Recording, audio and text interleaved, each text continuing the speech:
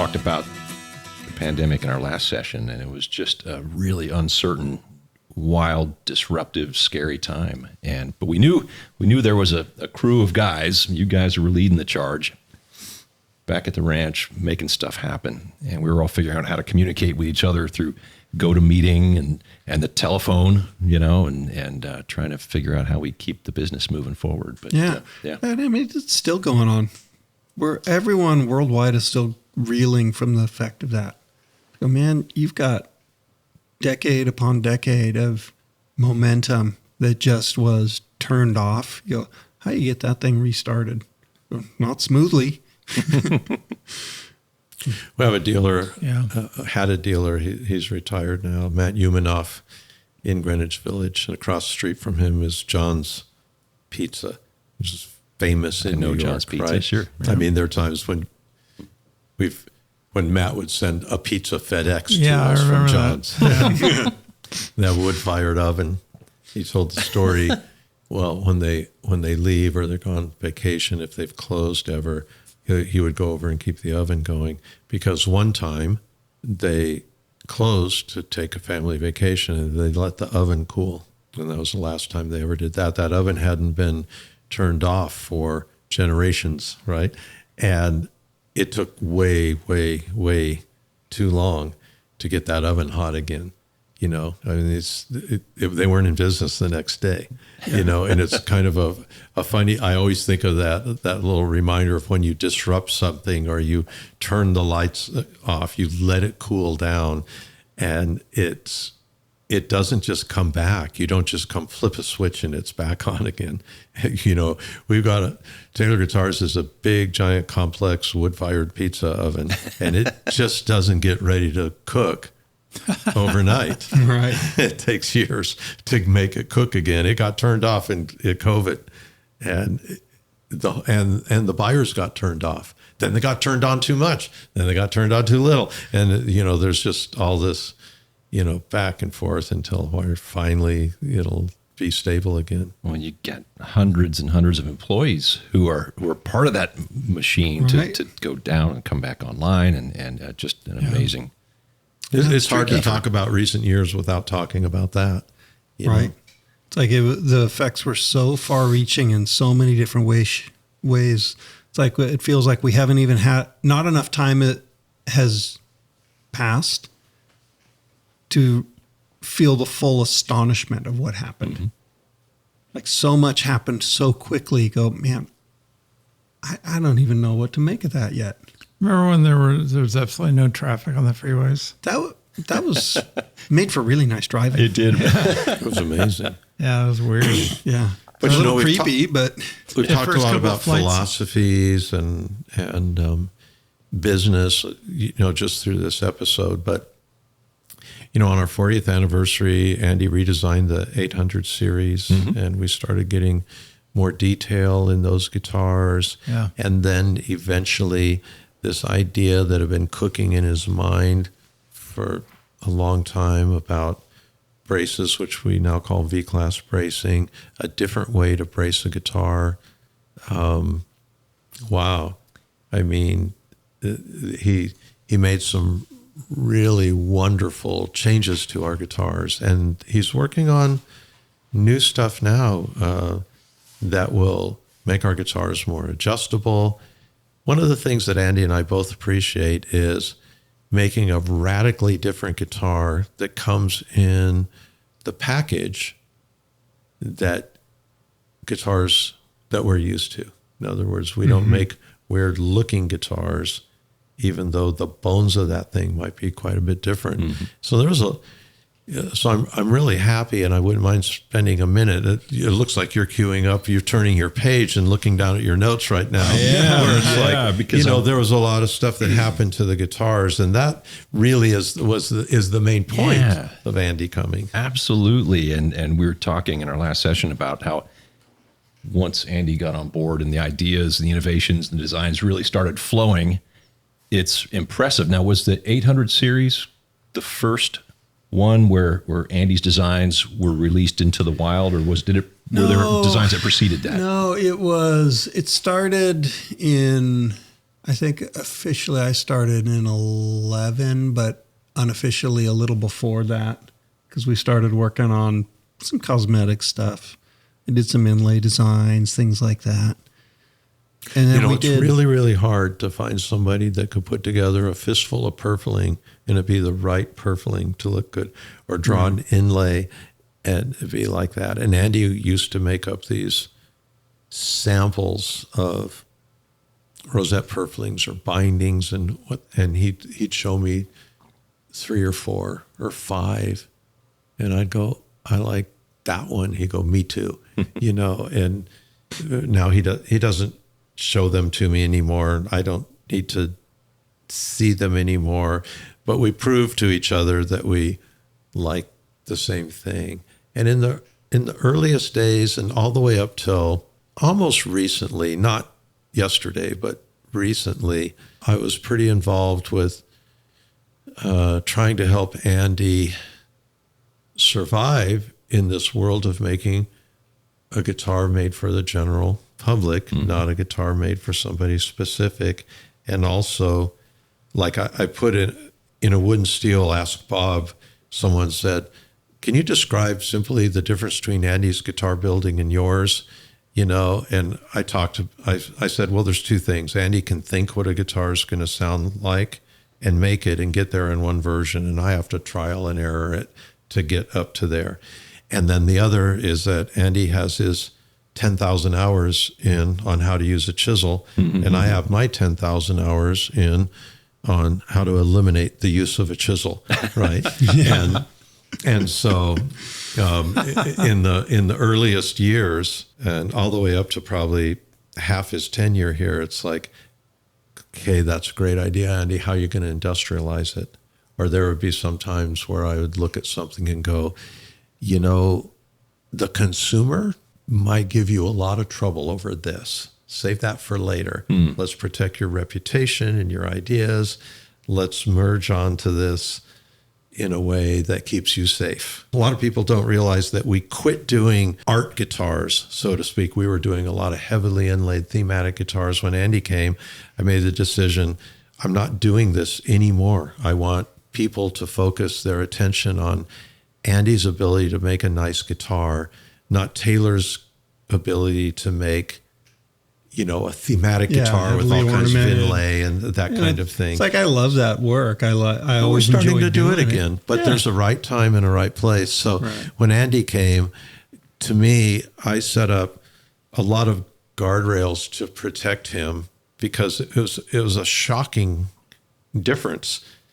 He made a guitar for an individual before, but equally true is I believe in, when you find a guitar you like, buy it. And if we put those guitars out, those vintage guitars that people love that came from a factory weren't made for an individual player.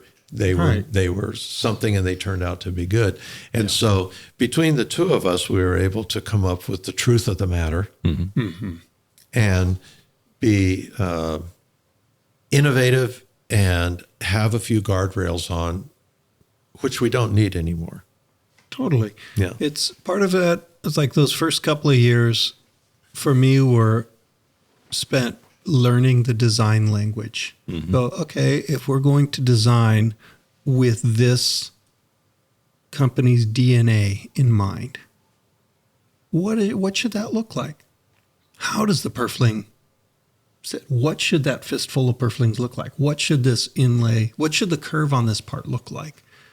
Because a design language is difficult to express using words. You can't really identify it very easily with a paragraph even.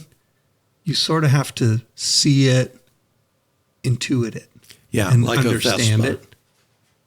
Vespa has a design language. Right. And throughout the years, Vespas look like Vespas, even though they change. In the same way that Porsche 911s look like, it looks like a 911. That silhouette, even throughout different changes, you go, yeah, I recognize what that is. Andy, you coming from a sole builder background, you've got to learn to communicate this language with a team now. How tough of a transition was that? What was it like showing up the first week and now you're part of a team and you don't, prior to that, you didn't have to explain anything to anybody. You just knew it and you acted on it. Right. That was learning. There's a learning curve. Yeah, I mean, fortunately, I get to work with a really great group of people. That helps. Right. They're really good. They're and his first week he hung with me, and his first year he hung with me. And, you know, I ran interference, helped. We'd go into a meeting. I go, okay, Andy, you're going to take this thing into a production, a new product development meeting, we call it. And people are going to just start saying the things they say. And then afterwards, I would come in and we'd debrief. Mm-hmm. So nothing's changed, essentially. No, we debrief. I go, okay, you know, I know it's sometimes it's tough, you know, and here's how we mitigate a lot of that. We present completed ideas, not partially completed ideas. I mean, we have a joke, and the joke is if we take like a crude prototype to show a concept into a meeting of the wrong group of people, they'll be like, are they all going to get a screw in the middle of the fingerboard like that? No, they're not all going to get a screw in the middle of the fingerboard like that. You know what I mean? And so you have to learn who you can show what to, at what time can you show them, and what condition it has to be in that you show them, right? Yeah, that was actually one of the reasons I developed and then built out a home workshop. Because some of the ideas that you might start on, well, it takes a long time to build a guitar. Yeah. It takes a long time to work an idea out. And people stop by. Frankly, what's this? I get inundated with so many different people asking questions or wanting an explanation of why this, why that. And you go, I'm not ready for you to ask the question, because you're like, we're on the brink of an adventure. Don't spoil it with questions. Let's just let this go where it goes. Well, then I apologize for the past and the future. That's a good way of putting it. Well, right? we don't want to scare all the kids with a half-done thing. Let me turn this into a done enough thing where we go, okay, now you can clearly see it, because I'm grandfathered into asking questions, but Andy has maybe 70% confidence in me that I'm not going to steal his joy, right? But he doesn't have complete confidence. Well, you got to let something develop in the ways and rate that it can develop. It's like writing a song. You might have a great chorus, a cool verse, but you're missing verse number 2, and you've got part of that middle 8.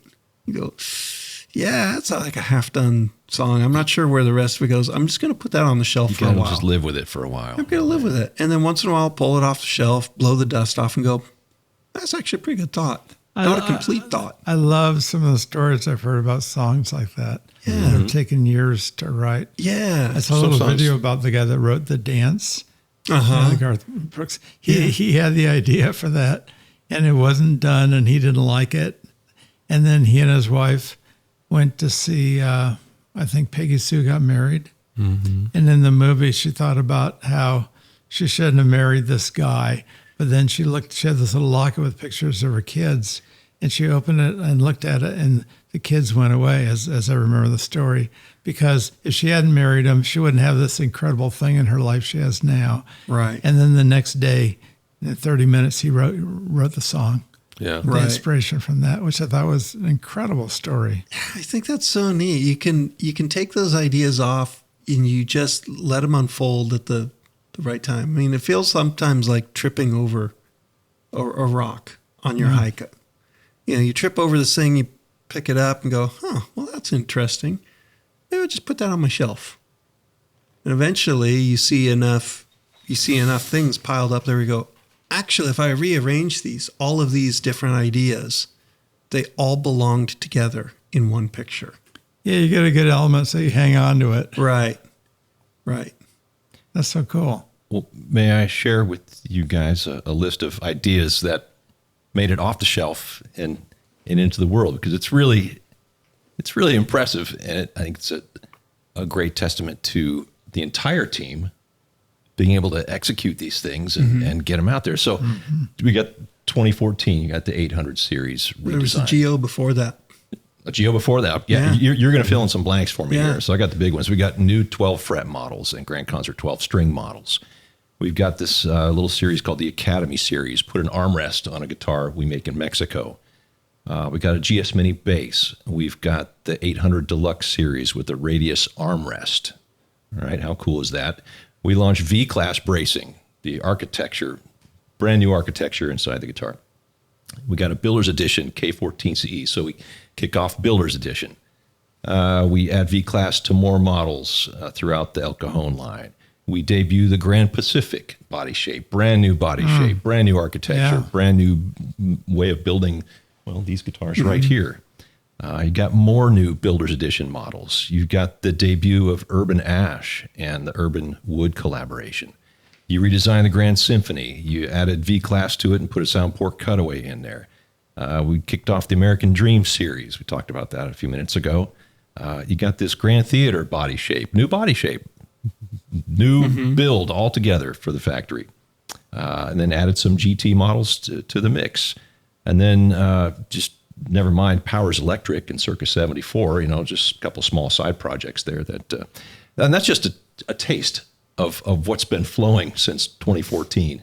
And I know there are numerous things and all the limiteds and exclusives we've done that have to, your eyes have to see. And it's just incredible what we're putting out there. There's been a lot. Yeah. And there's a lot more coming. There's a lot. The process of making is what leads to the process of inventing, at least in my opinion. You go to make something, and along the way you discover 5 other things you could or should be doing and working on that are also interesting to explore. So what Bob had said feels very right. You go, yeah, there's a bucket brimming full of ideas, and every time you try and take an idea out, it's like you poured in 5 new ones. That bucket never runs dry. It's always spilling over. And then there's all the what if ideas. What if? Yeah. What if man could fly? You know what I mean? It's like, what if? How long did people dream of that before it actually happened? Right. And so we have a lot of what ifs. What if wood didn't expand and contract so much that it makes it really hard to ship to all the places in the world? What if, all of these things? And a little bit at a time, you chip away at those things. You don't even, they're just on the back burner. And then one day you're doing something and you go, wait a minute, this could maybe relate to that. One thing that I recognize that I do, and I'm sure a lot of people do, is you hear something, you file it away, and you hear something else and you file it away, and then you hear something else and you file it away, and then one day you hear something that really is on topic and you go, wait a minute, now I can connect these all those 4 parts. things, they all corroborate, and this could be the answer to the problem. I have confidence that we might be onto something, but any one of those things by themselves might not be the answer. And we talk so much philosophy, Andy and I do, even Kurt, just about the idea of design, the idea of project, the idea of moving forward. But it's wonderful to just hear the list of the accomplishments, because you can't live on ideas. You have to turn them into a thing. You got to make the stuff. And they have to have utility in the hands of a player, Right. It's just, as you were touching on earlier. I listed a lot of the new models, new designs, innovations that have made it into the market over the last 10 years or so. Can you guys help us understand it's not where you stick a tree in one end and a guitar comes out the other? There are a lot of considerations in bringing a new design into the world and allowing it to live there forever and hold up. What are some of the things that I'd love for people to understand? It's not just, let's just whip this together and we'll send it out there and call it good. There's a lot that goes into it. I think one of of all the years I've answered Ask Bob questions, and by the way, it's the same 40 questions over and over and over for 20 some years, right? And some people go, don't you get tired of that? And I go, no, I never get tired of it because it's new people asking the question. It'd be like, don't you get tired of teaching math teacher? Or playing your hit song over and over. Right. I mean, you have new first graders every year and you got to teach them the same stuff. And so I happily answer all those questions. But a lot of them are, why don't you use oak on a guitar? Something like that. And then, so this is maybe a sort of overall thing to get the discussion started. Mm-hmm. Just using a new wood. Just saying, well, we just want to make a guitar out of, let me tell you about blackwood, Tasmanian blackwood. We've made a lot of those over the years, but here's how that goes. Oh, you hear about this wood. You get a piece of it. You pick it up and go, yeah, that could make a guitar. Now let's see if the wood is cooperative. Let's dry this piece of wood. Let's make a guitar out of it. Let's see what color it is. Let's see how we like it. Yeah, that's good. We can do it. Okay, now what are we going to do with it? Do we want to make a model out of it, or do we want to make limited editions out of it? Once we make a model out of it, we got to keep making it, right? Okay, so let's do that. Now we'll find out if we can get the wood. First of all, we got to find out if we can get the wood.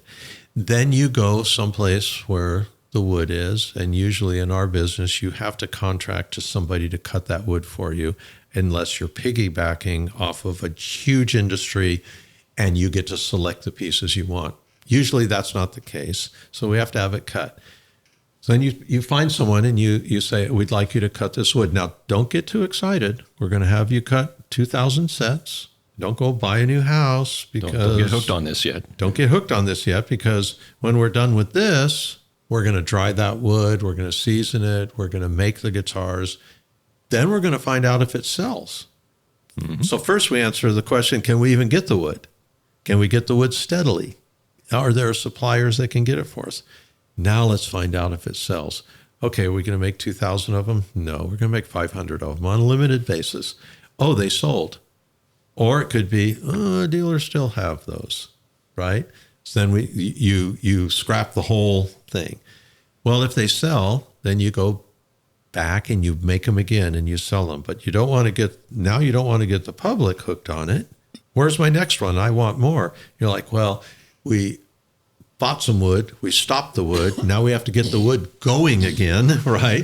And so the next thing you know, you've spent literally 5 or 6 years going back and forth to where it's like, we have a steady supply, we know we can sell it, and now we can make it, and that's what it takes.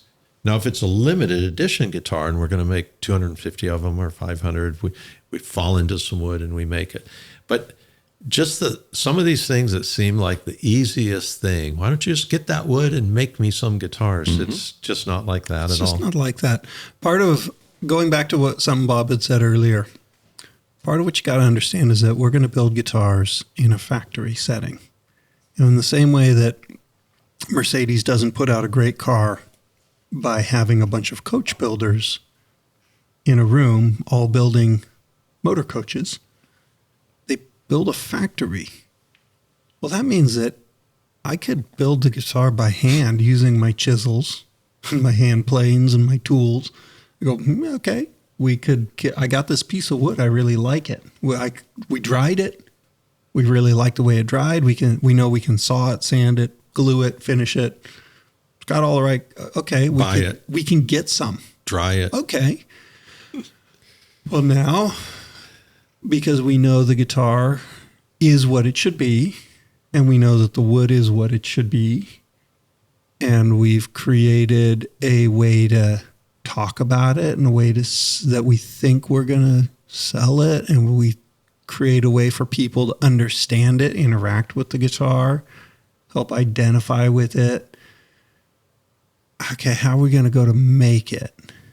And so we're not going to do it by just building a bunch of those guitars. You're going to sit down with our team of engineers, our machinists, everyone who's involved, and create a process for building, preparing material, building every part, assembling every part, finishing every single component of that entire design. So that means thousands of individual tasks that go into building that thing. So you can then try it and see, well, does this actually work in a production setting? Will this be accepted by our community of musicians? Can this continue? And so it's a gargantuan task.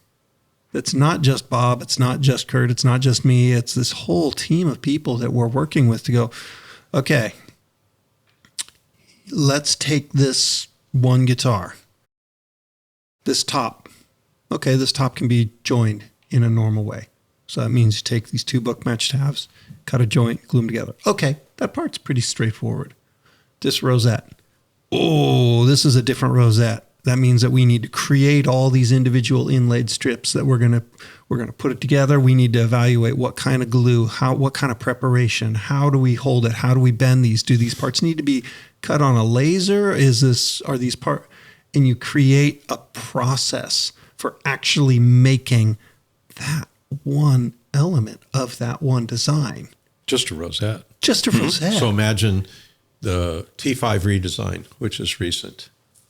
And now we go from 3 knobs up here to knobs down here. We go from 2 F-holes to 1 F-hole.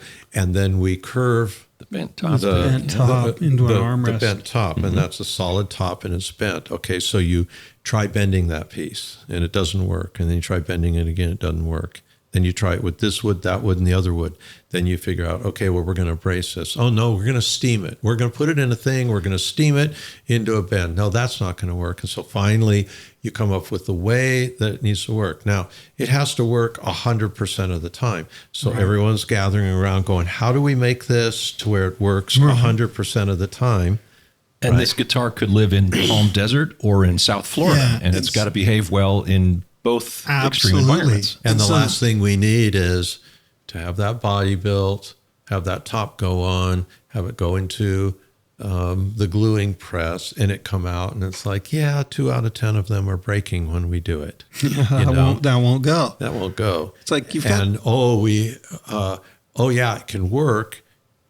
Here's another thing that happens when we build prototypes. We build them in the tooling department with our engineers, our machinists, right outside of Andy's shop. It's where he lives. It's where my office is. And you have these people, their job is a bespoke job every day. They're not doing production work. They're making a brand new tool that's never been made before. They're using a brand new process. They're thinking, they're taking their time. Time is not of the essence, just success is of the essence, and learning and giving feedback is. And so then you start making one of them a day to see if this is going to work. One day you have to transfer that into the greater factory where time is of the essence. I don't want to say it's wham, bam, thank you, ma'am. We have to make it. But you have to take all of the individual considerations. It's like the finesse. The finesse you have to design out of it. We call it industrializing. And this is the word that I would use for Andy for the first 7 years here. How are you going to industrialize that, Andy? Yeah. How are you going to industrialize it? Let me give you some ideas because I'm pretty good at industrializing guitar parts. And now I'm still good at it, but everybody else has gotten good at it too. You know? Yeah, it's that ability to scale something up because otherwise you end up with some very expensive things that land only in the hands of those who can afford them. Right? We do the trickiest things in this factory, and Andy will tell you the things that he thinks of to build. Has he thrown you some curves? Well, there's some curves. You have to be willing. Too. Yeah. It's not that you have to be willing. People have to be willing to go, we're going to confront how to do this. I'll give you an example of seemingly the simplest thing. V-class bracing runs along and it has a notch and the pin plate goes underneath the bracing. Okay? Now, that means that this pin plate has to be exactly exactly the right thickness. I'll give you an example that's famous in our shop. I took a machine to a machinist once to have the top. I said, I want you to grind this flat. So they ground it flat. I put the machine back together and it didn't work because it wasn't flat.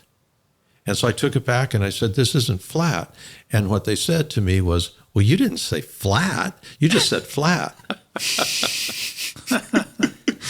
Yeah. Do you see what I'm saying? Yeah. So what I'm saying is that this brace has a notch in it, and when you put it over the pin plate, the bottom of the notch, the depth of the notch, needs to touch the pin plate at the exact place that the unnotched part reaches the top. Now, we can't have a customer come back and us say, well, you didn't say you wanted them to both touch. You just said you wanted them to both touch, right? And so that right there is, you look at it, you could take people on a tour. You could take people on a tour 1,000 times and no one would ever say, except maybe another guitar maker, how do you make that part? How do you make that pin plate? And how do you make that notch? And have them come out. So that both pieces touch at the same time, and it's glued, jumps up and is glued, and comes down and it's glued. And so that's one example. Now that's Andy's design. Normally in a guitar building, you would never, ever design that because it would be too hard to make. But he has a willing group of people to industrialize that little process. Right. It's like we talk a lot about a good thing needing two basic elements. You need a good design and the ability to make the design. If one of those two things is off, you're wrong. It's just not working. I might say you have the good. best hand skills in the world. Doesn't mean that you're going to make a good guitar because your design might be crappy. Right. Or you might have the greatest design in mind that really could work and you're all thumbs. Right? Yeah. So You need both elements. You need like both halves of that equation to go, yeah, now you've got something. I mean, let's say when the first one of what we called what became the Builder's Edition guitars with that crazy cutaway. Yeah, I made that one by hand. I made the first 10 of them by hand. And it took me a heck of a lot of time to make those curves look smooth and simple. It's some complex geometry there. It is unbelievably complex because there is no geometric figure that it is represented by. It's not part of a cylinder. It's not part of a sphere. It's not part of... it's not even part of a surfboard, It's which not, has no definition. It's like it's a surface that's curving in every direction and twists back on itself. It'd be like it's like an MC Escher of a surface where you're like, no, I'm not sure how you get that, but it's hard to do. Has any other company tried to copy that? None that I know of. Yeah. That's They're not crazy enough to, right? you know, it's a hard so you thing go, to copy, and okay. then because that piece is all mahogany and the rest of the side might be mahogany on some model, but it could be rosewood or maple, then that has to be blended in the so finish you've got to department. lap over this and you inlay this part and you go, okay, I got this thing in mind. I can make it by hand. And then you look at it and you go, well, that looks just nice and smooth and simple. And then you try to turn that into individual tasks that an ordinary person could do successfully all the time. You go, man, that is a feat. It's like I like playing pedal steel. I think that's fun. It's like trying to do algebra and play music at the same time. But the irony there is it's probably the most complicated form of guitar ever invented in order to sound smooth and simple. You know, it's like, well, this is stupid.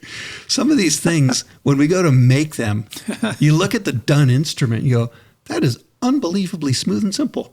You go, yeah, you have no clue what we went through in order to make it look smooth and Yeah, simple. so is my iPhone.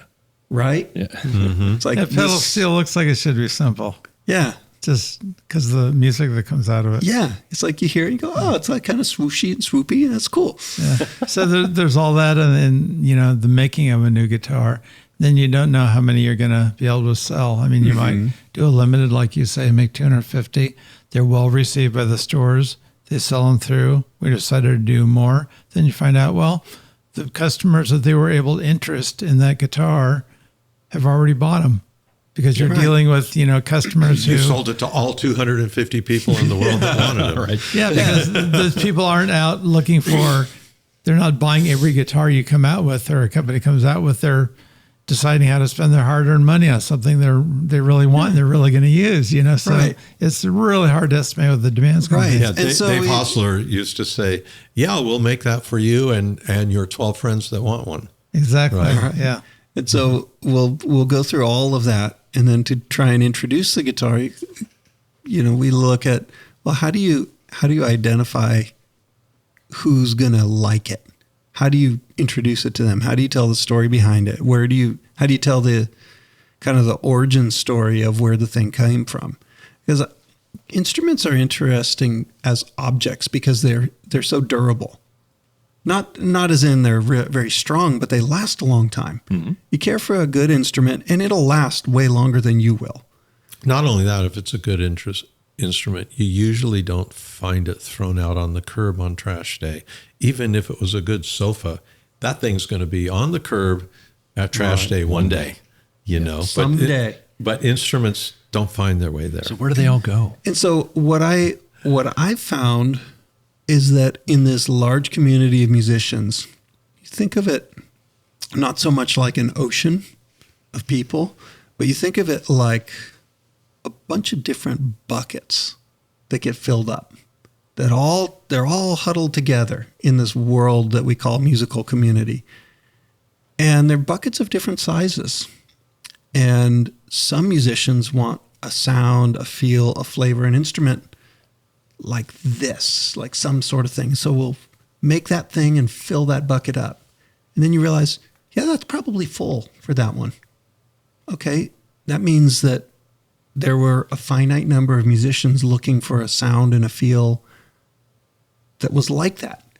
Okay, did that.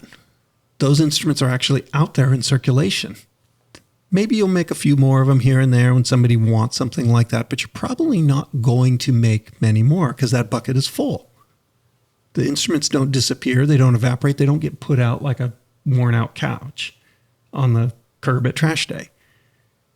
And so then you go to the next bucket and you go, okay, now here's a spot where there are some musicians looking for a sound to feel, something that draws you make something to fill that bucket up. That's kind of what life is like. You're putting these instruments out into the musical community. They don't disappear. They get used, traded, handed around, but you're satisfying those needs as you go. But it's not just a one-time thing. Like, we are done with our creativity. We designed the thing. We're going to make this for the rest of our lives. It doesn't work that way. In the bucket context, there's a new bucket that you're addressing for Taylor guitars with the Bajo Quinto and the Doce Doble. Oh yeah, those are really fun. I'm excited to make those instruments. And that's a part of the musical community that in my opinion, is underserved. Big time. I wholeheartedly agree. I'm glad that we're doing that. I've wanted to do it forever, and Andy had the talent to make that guitar. But the amount of guitar playing that happens south of our border, just in Mexico, let alone Central America and South America, it's huge. And they don't play our same instrument. But we have the ability to make that instrument. And Andy knows, he spent a lot of time playing Cuban music. He knows how to, a Bajo Quinto most of us can't play because it's not tuned like a guitar. And Andy can play one, and the amount of people that want that are in the United States, if let's just say you draw a line at the Texas border and you go south and you go north, the amount of players is about equal, I bet so. Huge. Like I look at those instruments, I like, it's one of the ways that I think about guitars. We think of modern guitar it's a relatively young instrument still, but I think of it as a ethnic folk instrument. Mm-hmm. It is. It's an American ethnic folk instrument. There's some European background. There's some African influence. There's some Central America, South American influence. There's a lot of different influences in that thing. But it's a folk instrument. Well, just as equally true, there's a lot of other cool folk instruments that make neat music that just come out of slightly different traditions. You know, you listen to a radio station sweep through a FM dial and you go, man, you hear a lot of different kinds of sounds. Mm-hmm. There's nylon string guitar sounds, there's electric guitar sounds, there's acoustic steel string flat top sounds. Well, you go through some stations and go, what is that sound? What is that thing? That's kind of guitar-like, but that's not the right register, and it's got doubled strings, and it's, wow, that's a thing. And so I've always enjoyed making these. They feel like magic boxes to go, man, you can make really cool sounds with this stuff. This one is tuned like a standard guitar. This one is not. It's got double strings, different register, played a little different, you voice your chords differently, you approach it different. It's a really neat instrument. What's really cool is, of course, we see a market there. And the first rule of business is to stay in business, right? Like, where can you go to? How can you start that, like, ownership cycle over again? Right. Like I like to think about it. You make something because we want to make it. Mm-hmm. But the wonderful thing about this and maybe other Central American instruments that we could make because we have the know-how is how appreciative that group of people is. I kid you not, some of them, many of them are getting teary-eyed. Like, you would think of us? You know, you guys would think of us to make an instrument that we revere and that we want to play and that we would love to have made for us in high quality. In other words, they're looking for a good factory to make a good guitar because they're mostly used to a pretty handmade guitar in a pretty crude setting. You know, costs a lot of money. This guitar tends to want to fall apart. There's so much pressure on it. There's and we a lot know how of strain. Make one that sounds good, that plays well. We changed the normal look of it a little bit to be a little bit more modern. But it's isn't it rewarding? It's when people amazing. Come in I absolutely love it. And they're like, I can't believe you guys would think of us. We're like, yeah, we do think of you. It's like, are you kidding me? I love your music. Not only that, we live where we live. Right. Yeah. You know, and we have a pretty bicultural city here. Mm-hmm. Sure do. Know. Yeah, I mean, that's definitely an element. I mean, we're half Mexican. Yeah. You know, so if you want to look at it in real frank terms, you go, well, yeah, this is part of where we live. This is part of our company. It's part of our makeup. It's part of our DNA, of our employee base, of what we like, what the San Diego region. I mean, we drive back and forth to our Mexican factory every day. Mm-hmm. Right. It's like, it's part of what this region feels like. It's part of the music that I grew up with. Some of those sounds, like, man, it's all influential. It's all in the same kind of thing. So, yeah. Yeah, the lines are more blurry than we realize. Yeah, I don't see a line between it. You know, a bajo quinto it's a cowboy guitar. That's total cowboy guitar. It's a cowboy guitar.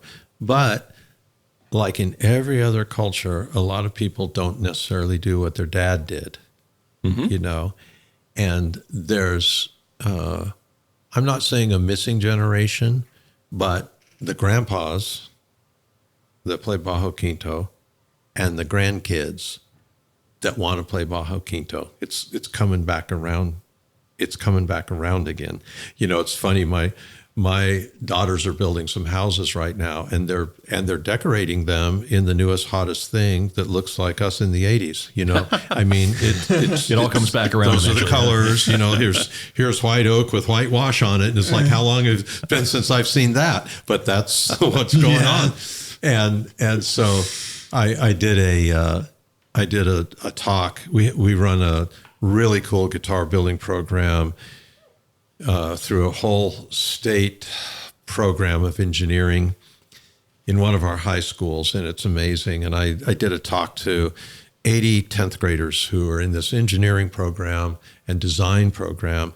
And one of their first projects is making a guitar. And I do this talk, and these kids no one's falling asleep. And at the end, when you say, do I have any questions? 80 hands go up. That's when you know you're connecting with 10th graders. Because usually any questions like, have you met Taylor Swift? That might be the only question you get. They're all lined up, and this is in an area where there's Asians, African Americans, Mexicans, and whites all together. And all of these Latino kids just line up at the end. They want to meet me. And pretty soon there's a whole group from like, when are you coming out with the Bajo Quinto? We heard about that. When are you coming out with it? I want one so bad. And they're in 10th grade. It was the coolest thing. That's cool. I love that. And for a traditional guitar player, it's an instrument that you can create new textures and sounds, and you approach it completely differently, and a great creative tool. Oh yeah, it's a totally approachable instrument. I mean, once you have the mechanics of playing a fretted string instrument, that's really just a matter of changing where the notes are and how you approach it. Like you could play. Okay, so quinto is tuned in fourths, like a way that a guitar player might think about it. You go, well, think of like the high four courses, like the kind of similar to the low strings on your guitar, but drop tuned a whole step. And then you added another course down from there. Okay, so on the high four strings, you can play some guitar-like chords. You just don't use the high parts. Right. Or if you're used to a 5-string bass, okay, similar tuning, all in fourths like that, then moved up almost an octave, not quite, 'cause you're actually a whole step below where most 5-string basses would be. So you go A through F instead of like B through G, like a 5-string bass. So you could think of it that way. I tend to think of it a little more like that, or sometimes almost as reverse in fifths. So descending fifths is a good way to think about it. It's kind of like playing an octave mandolin or a mandolin flipped upside down. Yeah. There's a lot of different ways you could do it, but you can approach it in different ways and go, oh, I can make different textures with this, different chord voicings, different ways to do that. It's exciting to do things like that and go, well, here's a different kind of instrument that's enjoyable to play. It's inspiring. It's not terribly, like it wouldn't be vastly different than the electric guitars we're making. Kurt and I have talked about this for years. We go, well, I really like electric guitars. And we've tried a couple of different things. I've made some different designs that were interesting. Went, maybe we might be able to make something like this. And then finally, Kurt and I, we were talking about it, and he goes, why don't you just make the guitar that you want? Make the guitar that you would have wanted to play when you were 13. Thank you for the segue into the Powers Electric. Oh, well, yeah, but it's interesting to go, well, you're right. I could just think about this in a little different way and go, well, let's make the instrument that would be interesting to play. Mm-hmm. It would be interesting to approach it. There's a bucket of players. That bucket's empty. We can fill that up with some interesting things and go, cool. Here's a new way to look at an instrument, whether you're familiar with it or not. It's fun to do. And when you think about the business of such things, our company's 50 years old now, and we've had a question that plagued us forever that finally got answered. And that is, do we call everything Taylor or not? Mm-hmm. Right. And finally, the answer was, no, we don't call everything Taylor. We're better off starting a new brand, even though you can get a good jump start with almost anything you do if you throw your name on it. But we have 2 new brands come out in the last couple of years, Powers Electric and Circa 74. Of course, we were started in 74. Everybody knows that Taylor makes Powers Electric. Mm-hmm. Everybody knows that Taylor makes Circa 74. But I don't want an amplifier there that says Taylor on it, and some guy who loves Martin and can't handle Taylor would never want to use it because of that moniker. I want everybody to do it. And really, nobody wants to. It's bad enough that a lot of bluegrass players just don't want to show up with 3 points on their headstock in Taylor at a bluegrass festival. You know, you got to be brave to bring that guitar to that venue. Right? There's just it's dominated by Martin. That's their turf. We infiltrate, you know, we're there. People like our guitars, but they still dominate, right? But can you imagine who really is going to show up with a Taylor electric guitar in their rock and roll band? We've tried. It doesn't down work. that path before. Yeah. Well, this guitar's better than that guitar, and part of the reason is it's just so different. It's 100% pure Andy, and so it makes it perfect to come up with a new name. And Powers Electric, I mean, what a great name anyway. Kurt, can you just remember all the times we've talked about something and whether it should be called Taylor or not? Yeah, we've had a lot of struggles along that line, including, do we make instruments in Mexico? Would that ruin the brand, Taylor brand? You know, and there are arguments either way on leveraging your brand versus starting sub brands, because it's harder to support, you know, multiple brands. But then, you know, you have to look at Taylor can't mean everything in the guitar world. And when you develop some new guitars that were going to be Taylor, you know, leading from the T5 into electric guitars, which we tried, it just looks so wrong, you know, to have a Taylor peg head on it and any kind of Taylor dress, because it's a different world. Electric guitars is a different world. So, and we had the internal arguments about, well, you know, it'd be easier to leverage the Taylor brand. It's known. It's like, but it's wrong. It's just wrong. Yeah, it's just wrong. We wouldn't get anywhere. It's just wrong. So in that case, Kurt and I were talking about it and both going, yeah, this just the guitar is interesting. It's cool. It's fun to play. It's just still not right. Yeah, just because you logically could make heads and tails of it. You go, yeah. I'm not inspired. There's no demand for a Taylor electric guitar. Right. There's what no serious demand. electric guitarist is going to want a Taylor electric guitar? Just go back to your home shop and build what you wanted. Well, not only that, once you make the decision that it doesn't have to be a Taylor, it takes all of the restraints and guy wires, Guardrails are gone. Yep. Yeah, it's like of the design. All of the design language can You don't change. have to have anything on there that says Taylor. It can be 100% pure Andy. And we struggle a lot with that. I got to, you know, this is part of what we're doing here is to, you know, share with people behind the scenes, you know, how a company like this was formed and how it works. And you know, even down to Andy used a lot of help on a lot of things, but this guitar is 99.9% Andy, down to the logo, down to everything. And even there were times there when Andy was like, well, I've got a lot of, you know, input from a lot of people. And I go, Andy, this is your guitar. One time I asked you a question. I don't know if you remember. I said, Andy, would you go out and start a company from scratch to make the Taylor guitars that we make right now? And he's like, no, I wouldn't go start a company from scratch to make these guitars. I go, I know that, absolutely. Would you go out and start a company from scratch? Let's say everything just fell apart and you got to start. Would you start a company from scratch to make this electric guitar? He goes, absolutely. I go, there's your answer. You're the king. You're the boss. Everything on this guitar is about you. You're the decider all the way down to the last detail. And you should feel completely at ease about that, you know? And I think that just really helped for us to let him do that.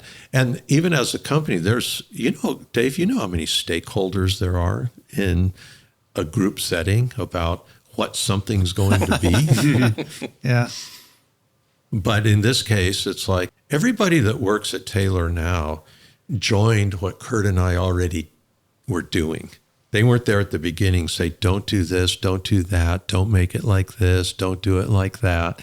And so this really is started from the beginning. And by the way, that's the hardest guitar we make, by far, in every way. Well, we do make acoustic guitars. We're good at it. We're good at it. If you gave one of our builder's editions to even the best hand builders out there, they'd be like, how do you expect me to make this? I'm going to make the thing that I'm able to make. But so I'm not trying to say that our acoustics are easy to make, but we're used to it. We're fit for that task. But this guitar, no matter how you look at it, is hard, you know. Right. There's a lot that went into that particular thing. But there are no shortcuts to success, to long-term success. You know, we have to do it organically. You know, not let supply get ahead of demand, work to slowly create demand. And I think we're all having a lot of fun with it. Whereas if we'd branded it Taylor, we just would have been stupid. We would have just been stupid. It's a good way to put it. Yeah. It would have, the guitar wouldn't be the same. Even the guitar wouldn't be the same guitar if we had decided it's going to be Taylor. We would have halfway been shamed through the design. Yeah. Well, I appreciate that perspective of Kurt's, like what he had just said, is go, well, let it become what it becomes. Let it go slow. It's fine. You have to go through all the steps. You have to let it grow at its pace. You have to let it take on a life of its own. And that's okay.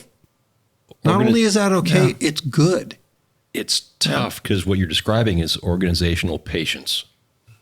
And we want things to take off. And you want sales projections. You want to meet them. But staying back, saying, let's let this thing grow on its own is tough when we're a growth-minded, moving forward kind of company. So but they're really cool guitars. They really are. They're really neat guitars. You could say the same thing about Circa 74, which we're having quite a good success with. Yeah. We've the market research told us that there's no way we could sell as many as we're selling of these. But this thing wasn't invented then. It doesn't really fit the market. And it turns out that there is a market available for something that's beautiful, that has beautiful craftsmanship, that's beautiful to own, love, pick up. And then when you play it, it sounds good. It is easy to get good tone. It's not overly heavily laden with too many buttons and too many choices and too many everything that doesn't really actually get you to better sound if the good sound is just built into it. And, you know, again, it's been a joy to start 2 brand new product lines and see some success in them. It'll be easier to increase the volume of Circa 74. We'll be releasing it to the wider world soon. But the potential with Powers Electric, as we just take our time and let those guitars just sink in. Players that are buying those guitars it's not your player that's starting out. It's someone that knows what they've got when they have it. Yeah. They pick it up and go, okay, I've been looking for something like this. If something like this had ever existed. And now it does. And you know what? It's a guitar. It sounds like a guitar. Yeah. But it's a guitar for a person to appreciate when they know the difference between this guitar and that guitar. You know, in the beginning, you don't. Sometimes in the middle, you don't. Or sometimes you're playing, doesn't matter. It's like you pick up a Telecaster and it's like, that's what I play. That's what I'm always going to play. That's the music I play. It's perfect. I'm done. I don't need another guitar, right? Right. But this one is really some. People just They listen to it and they're like, I don't have a guitar that sounds like this. And it's not because this one sounds stupid. It's because it sounds good. Right. You know? And silly as it sounds, it looks great. It's living room approved.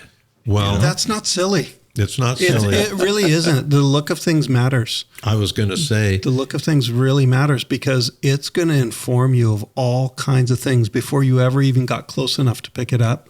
It's going to tell you what it should feel like, what kinds of sounds should come out of it. It's got to be a cohesive whole. and people are tickled by that, as proven by the north of 100 colors that thing comes in. And people like gravitate towards their favorite color that they can't wait for you to make that guitar that they ordered in that color. So a guitar is different than a violin, you know? Right. It's a different thing. And there's some, it's more like it has some elements of an automobile. You want something that's beautiful, that's the color you wanted it to be, that's got the accessories on it that you want. And so this guitar was very artfully and tastefully made with elements that you don't see on other guitars. Well, guys, I've been informed that we need to wrap things up. And in doing so, I wanted to say, Wait, who informed you of that? the young lady across the way there, Mark over there that she keeps mentioning. Nicole, gave us the high sign. But I wanted to, first of all, say congratulations on 50 years. It's an Thank you, amazing Dave. accomplishment. Thank you. Thank you for enduring my first podcast. This has been hosting. fun. You've It's done been an amazing job. Thank you. Dave, You made you it really easy. have. You've done a lot of preparation. Great. It's been an absolute highlight of my career. Thank you. Thanks for letting me join Taylor and not have to endure all the difficult years at the beginning. There's difficult years ahead, I'm sure. But no, it's been wonderful having a front row seat to your discussion. Thank you for being gracious with your time, your memories, sharing your experiences. Thanks for your humility. It's been really cool. I'm anxious for people to hear these episodes when they come out. But I wanted to ask you if you had any final thoughts you wanted to share. Thoughts, encouragement, warnings, you name it. Anything you wanted to say as we wrap it up here that's been on your heart or mind, or maybe not. Maybe we said it all. But I definitely have a thought or two. One is it's been a wonderful experience for me, especially sitting down with Kurt for all these hours, for all this time, and I'm going to say reminiscing. When you have a long relationship with somebody, whether it's family, a long friend. I have two friends that have both retired and moved, but we had lunch every Thursday, these two guys, for 46 years, right?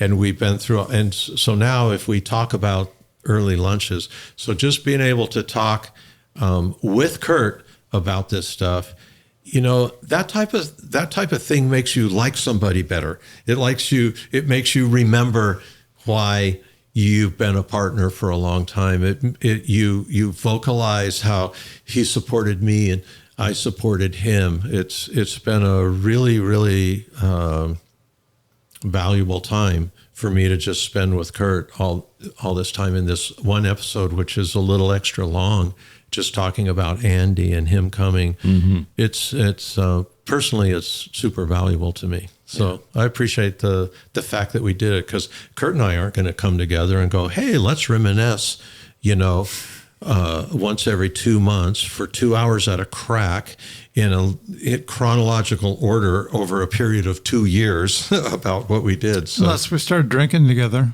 we'd start drinking together. Kurt alluded to ads last episode about one he thought it was episode 4. I'm listening to it now, where he's wondering if I would have liked it because it had drinking. But the line of that ad, it showed a guy playing guitar for his wife in the kitchen, and it said, so-and-so could come home after a hard day's of work a hard day of work and drink to get over it, but then his wife never would have told him that his drinking has improved, and so we could start drinking again, but we probably wouldn't tell each other that our drinking's improved. Well, and that could make for a really interesting podcast. Yeah, thank you. I feel the same. Yeah. And I just have to say it's been very worthwhile time to spend my life, in this business. Yeah. What a wonderful, wacky business it is. Yeah. And thank you guys for making that investment, taking all those chances and plodding ahead all these years and bringing this gentleman on board. It's lots of adventure ahead of us, I'm sure, but it's been great hearing 50 years. What an accomplishment. Thank you. 50 years. Thank you. Thanks. Happy birthday. Happy birthday.